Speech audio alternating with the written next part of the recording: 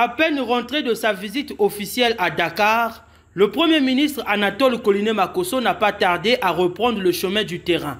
À la tête d'une délégation composée de plusieurs ministres, du préfet de Brazzaville et des autorités municipales, il s'est d'abord rendu à Poto-Poto où un immeuble a été démoli de manière coercitive pour cause de non-conformité aux normes de construction, exposant ainsi les riverains à un péril certain.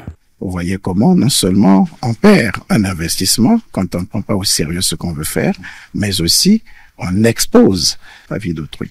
Ce qui se passe parfois, c'est gens qui se mettent à construire sans autorisation de construire. Mais nous pensons que les personnes qui s'engagent dans ce genre d'ouvrage à risque devraient répondre de leurs actes. Dans la continuité de cette descente, le chef du gouvernement s'est rendu auprès des familles récemment frappées par des pluies torrentielles. Le drame est lourd, 7 morts, plusieurs blessés et des sans-abri. L'objectif principal de cette visite, manifester la solidarité du gouvernement et encourager les élèves sinistrés dans cette période cruciale d'examen. Les premières pensées du gouvernement vont à l'endroit des familles éplorées, celles qui ont connu la mort des personnes chères à la suite de ces pluies qui ont enseveli biens et personnes dans les maisons, avec ces amas de sable qui se sont déversés sur les toitures et envahi les chambres à coucher de tous nos compatriotes, au point d'emporter des vies humaines. Nous inclinons devant la mémoire de toutes ces personnes disparues et témoignons notre solidarité aux familles. Nous pensons aussi à ces élèves. Aller affronter le baccalauréat dans ces conditions, c'est assez difficile, c'est douloureux.